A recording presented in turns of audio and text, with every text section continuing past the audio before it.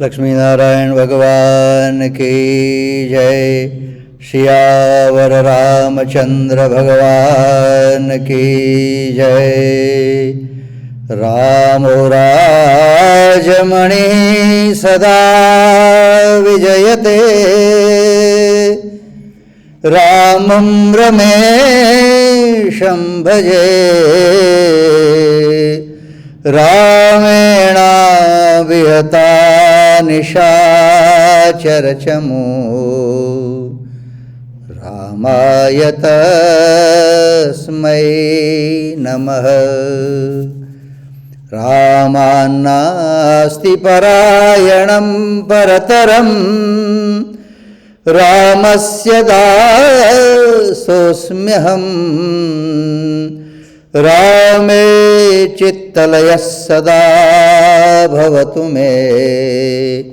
भो राम माम् उद्धर। Namaste. I greet all of you on the name of Bhagwan Ram. Today is Ram Navami, and our new chairman and new secretary requested me to give some talk on Ram, and we thought the quality of Ram and the whole character of Ram to cover in few minutes. We won't be able to give the justice to that. So I decided, let us start with the quality of Bhagwan Ram.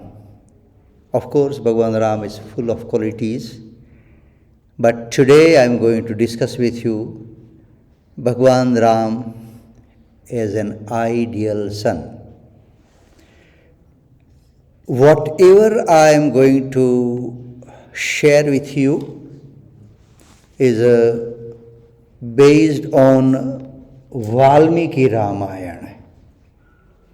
The first Maharshi Valmiki has written this Valmiki Ramayana. Okay? And there are many editions. For an example, there is in Gujarati, there is a Giridhar Ramayana. Most popular among all of us is Ramcharitmanas, which is written by Swami Goswami Tulsidas ji.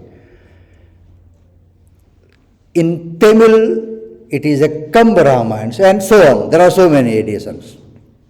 But the first, it's written by Maharshi Valmiki. If I am going to tell you that in the Ramayana, now you know that when I say Ramayana, Valmiki Ramayana. Okay? So in the Ramayana, Ram is not described as incarnation of God, but it describes Ram as an ordinary human being becoming Narayan from Nar. Divine human from a human. If Ram had been described as incarnation of God, the character would have lost its image, its message and the value. Ram was an ordinary person and became a Purushottam. This is the most extraordinary thing in the Ramayana. For this reason, even Bhagavan Krishna has mentioned in Bhagavad Gita that Ramam Shastrahrutamaham. We always like the story and we enjoy that. Either it's a story from the Ramayana or the Mahabharata or the Bhagavad. But here today, we're not going to discuss any story. Instead, we're going to discuss about the quality of Bhagwan Ram as an ideal son.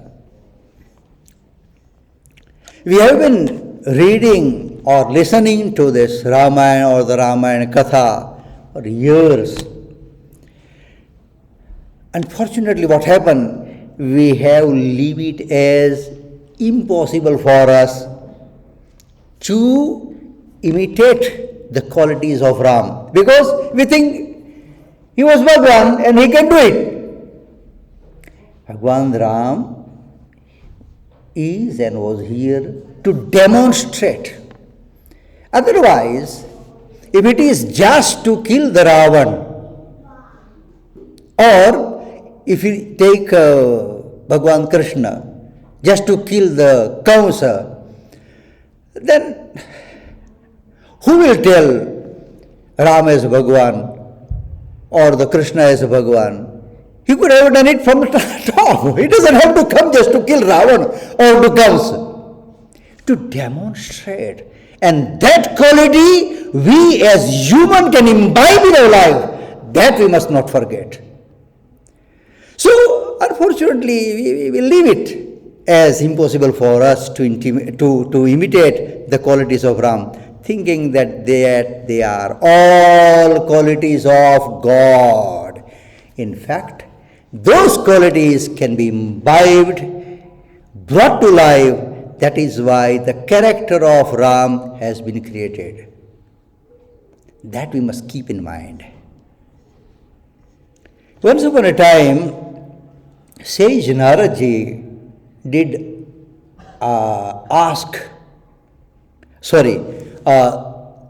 Naradji did ask to Valmiki did ask to Naradji that is there any person in the world in contemporary times who is supreme and pure? The exact verse is Konyosmin sampratam loke gunvan akascha viryavan dharmascha krutagnascha satyavakyo dhrada vrataha. Naradji replied, yes, and that is Ram. It is Ram. After that, he has written the Ramayana for a long time. There is a saying or misunderstanding among the community and society, and that is coming from years together, ages together. That Valmiki has even written the Ramayana before the birth of Ram. But if you see this verse, that belief doesn't exist. Okay. Now, the importance of the great personalities of the Ramayana and the great personality that has been painted with the color of a special color from Valmiki's pen. Pen is not a good word. Let me use the correct word in Sanskrit and Gujarati, kalam. With his kalam, he has painted, he has described, and that is Maryada Purushottam Ram. The highest and the highest qualities of the world is the character of Ram. His character is something you cannot imagine with imagination. It's contradictory. You cannot imagine with imagination. It is not just a luxury of imagination, but a matter of reality. A character as sacred as Ramcharitra will hardly be seen in the world. This character is such that even if you search for intelligence, you will not find fault in Bhagwan Ram. Bhagwan Ram completely disregarded and sacrificed his self-interest. Those who want to become like Ram must imbibe his virtues and qualities. It is said, I am going to say this again, Ramo bhutva Ramam yajet. If you want to worship Bhagwan Ram, you need to imbibe the quality of Bhagwan Ram, and then, means if I have to say in Gujarati, Ramni puja karwani હોય તો રામના જેવા થવું પડે. The Ramayana places before us a noble picture of human virtues and ideals, but one must feel the thirst or know their values. Very few appreciate the value of these virtues and ideals. Therefore, hardly anyone practices them, as I told you earlier. We just leave it because it was Bhagwan Dhithai, because he was Bhagwan, he can do, we cannot do. In fact, if we go to our Vedic culture has given very clear concept that can do mentality. That means we can do. Unfortunately, we have been taught, oh, amnithai, you can't do. You can do. Nar apni karani kare to nar ka Narayan ho jaye. You act on that path and you will be able to achieve that height. So, we crave for Ram Rajya, but no person with their qualities of Ram is visible in this society. Without Ram entering in our life, there cannot be Ram Rajya. So, when we are celebrating Ram Navami, we have to bring Ram in our life, in our thought, in our action, in our each day-to-day practice. Ram Rajya here, the other word for self-sacrifice and self-denial. If we have to see, I may be pronouncing a little differently, but what we call synonymous. Yeah, okay. Okay. So, there is a synonymous for self-sacrifice and self-denial, and that can be only and only Ram. You cannot find another person in the history of the world can be compared to Ram in his self-sacrifice in spirit. When Ram went to see or to greet Dasharatha, he saw his father extremely dejected. He had never seen Dasharatha so disheartened. Ram loved his father dearly and was therefore deeply pained to see his father's sorrow. Dasharatha was struck with grief and was lying prostrate, and it was just lying down. Ram's voice was choked. He asked his father, "Father, why do you grieve so much?" There was no reply. To find out the reason, Ram asked Kaikeyi, the stepmother, who was sitting beside Dasharatha, "Mother, has any serious calamity befallen my father?" And Kaikeyi replied, "There is no calamity whatsoever, but your father wants to tell you something which he cannot tell because of his great love for you." The moment Ram heard this from Kaikeyi, look at this now what Ram says. Upon this, Ram said to his father, "Father, please tell me without any hesitation, whatever you want me to do, I will do it. I will swallow poison if you so desire, or enter fire, or if necessary, I will jump in the water." Bear in mind, this is all from Valmiki Ramayana. Okay? Ram meant every word he said. He did not keep any excuses or the loopholes. What we call in Gujarati shatakbari. Okay? Ram meant every word he said. Such was his love and devotion for his father. Kaikeyi, being convinced of the earnestness of Ram's word, then she slowly said,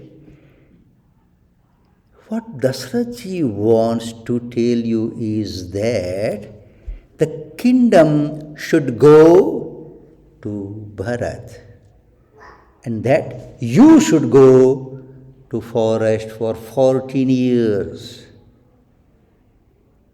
Ram's face showed no sign of any disturbance. There no doubt was a lot of difference between the kingdom of Ayodhya and an exile in the forest. But as Valmiki writes, as Valmiki says, Shrutva na vivyathe Ramaha. Ram was not perturbed by these words. Ahus tasya bhishekaya visushtasya vanaya cha na maya laksitastasya swalpopyakar vibhramaha. Just one moment before, because he knew that the coronation ceremony is going to take place. And when he came to Dasarath, what he has heard? That he has to go to forest. Shrutva na vivyathe Ramaha. Ram was not perturbed by these words. Ram, who was ready for the coronation, who was condemned to exile, and yet, as Valmiki tells us, there was not a sign of sorrow on his face. He was prepared for exile. That is Ram. Ram means peace and contentment. The period between 5 to 7 a.m. in the morning is known as Ram Prahar. Prahar, P-R-A-H-A-R, Ram Prahar, between 5 to 7. The hearts of the people during these hours are supposed to be at peace and contented. Those who remain dejected even during that time of the day are not likely to find happiness during the day. So now you must understand this. Furthermore, the shameless words of Kaikeyi did not perturb him. On the contrary, he quietly said to her mother, Mother, if you wanted the kingdom for Bharat, it was not necessary to trouble my father. You had only to tell me, and I would have declined to accept the throne.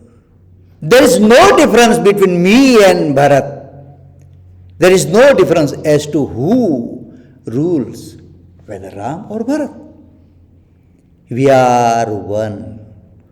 Such was the equanimity of Ram's mind. Kaikeyi gave some words of advice. Look at Kaikeyi is giving the advice. She is giving advice to Ram before he set out for the forest. Ram listened to her advice with a patient and unbiased mind.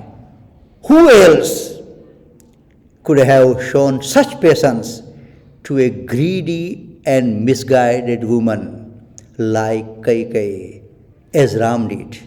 Herein lies his greatness. Ram gave up the throne merely upon knowing the thoughts of his father. He, in fact, had not commanded. Ram had renounced it, knowing his duty towards his father. Here, he could have told, okay, if you say so, let me hear these words from my father. No. Kaikeyi just mentioned that your father, or the plan have been changed, that you are going to jungle, forest, and Bharat is going to become a king. When Ram approached grieving Dasarathi to seek his permission to go to the forest, Dasarathi said to him, why do you go to the forest so soon? Dasarathi says, delay your departure, at least for a day. You need not go at all. Listen to me carefully. Instead, Dasarath says, you can imprison me and rule the kingdom. But Ram replies, Father, as you have discharged your duties, I should also discharge mine. Father, pray, do not be unhappy over it. Ram then explains to the Dasarath the path of duty to which he quietly listens. Then it comes to Mother Kaushalya. When Ram approached distressed Kaushalya to seek her permission to go to the forest, she says, Ram, leave aside kingdom, but I will not be able to bear separation from you. She got ready to accompany Ram. Look at now what Ram is going to say. She got ready to accompany Ram to the forest. Ram says to her, Mother, when my righteous father, so much devoted to duty, is here, how can you think accompanying me like a widow? This word convinced her.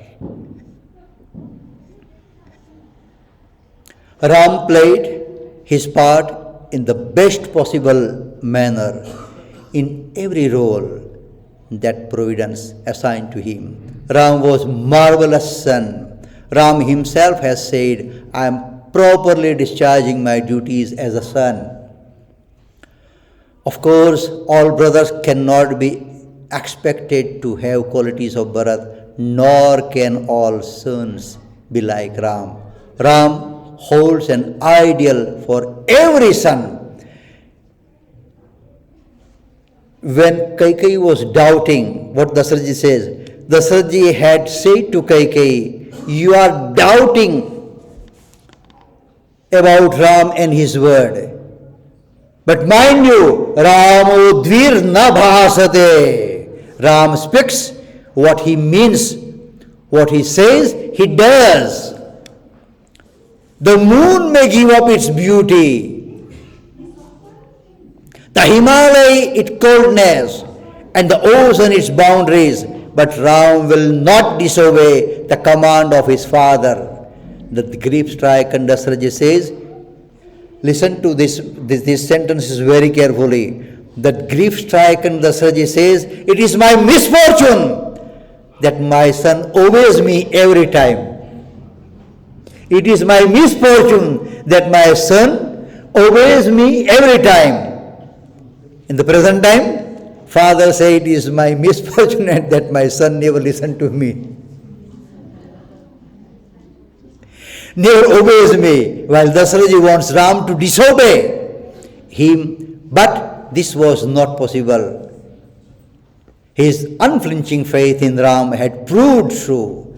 Ram had never for a moment thought of disobeying his father. Therefore, on the Chitrakoot mountain, Ram did not consider Bharat's request nor the desire of Vasishtha. Vasishtha was the Kulguru, to return to Ayodhya. He has said to Bharat, Lakshmi Chandra Dayopedva Himavan Vahim Tyajet Atiyat Sagaro Velam Na Pratignam Aham Pituhu. What he says to Bharat, let the beauty of the moon desert it, and let the ocean transgress its boundaries, but I will never transgress the command of my father. How great must be the devotion of Ram to his father. Ram has successfully stood the test of devotion to his father by giving up everything at such a young age and accepting exile. Only those who have practiced severe penance have a son who is obedient, prosperous, religious, and intelligent. So that was all about Bhagwan Ram's quality as an ideal son. Thanks for providing me an opportunity to share these thoughts. As I told you, it's from Valmiki Ramayana, and what I have shared with you based on Pandurang Sastri Athawaleji's lecture. Thank you so much. Jai Sri Ram.